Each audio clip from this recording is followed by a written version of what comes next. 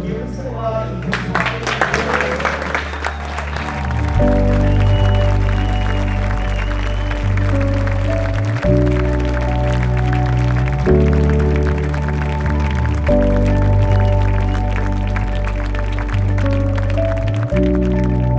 Well, I am absolutely honored to be here. You know, freedom, I really believe this in my heart of hearts. It is our birthright. And I always ask my clients, are you committed to freedom or are you committed to the suffering? And it's a great question to ask. Anytime we're making excuses, we're a victim. I want you guys to imprint that, make that a brain tattoo. Excuses are not going to get you to where you want to go. I really believe life is about experiences and the frequency of those experiences.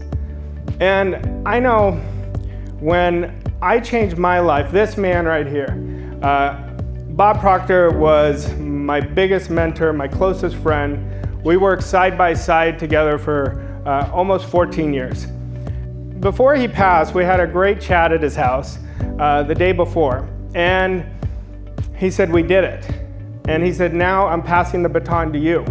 And by the time we left, I was at $150,000 in debt. Now I had mentored over 35,000 clients in over 100 countries, earned $5 million a year, and I'm just getting started.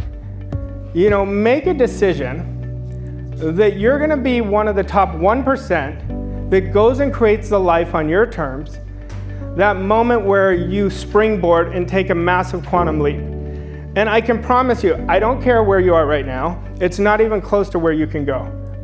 If I can do it, every one of you can do it. There's a lot of people who are not in a room right now getting better. We get to get great today.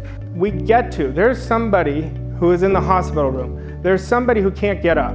We get to, so we want to bring out our potential. That's why I said it's about you.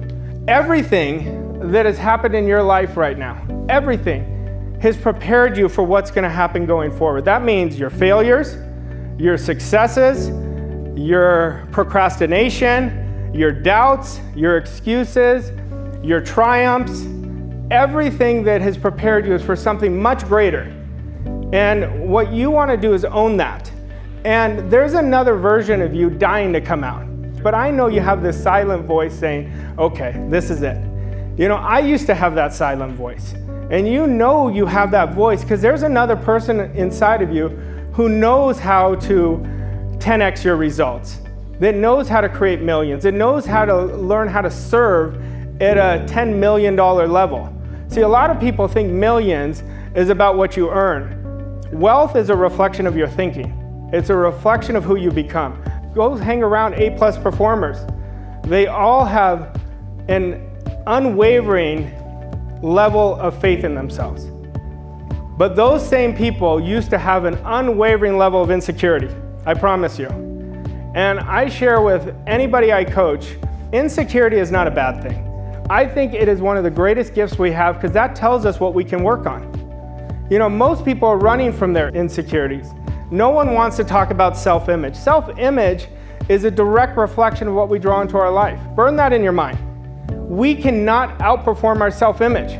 We cannot outperform it. So look at your results today. In any area of your life, I want you to take a peek at it. I want you to look at what you're earning. Look at, are you in debt? Look at the home you have. Look at any area of your life. That'll tell you where your self-image is conditioned currently. But remember, you can change it. You just can't outperform it. So you really want to go in and dig deep with yourself. Now, a quantum leap is your birthright.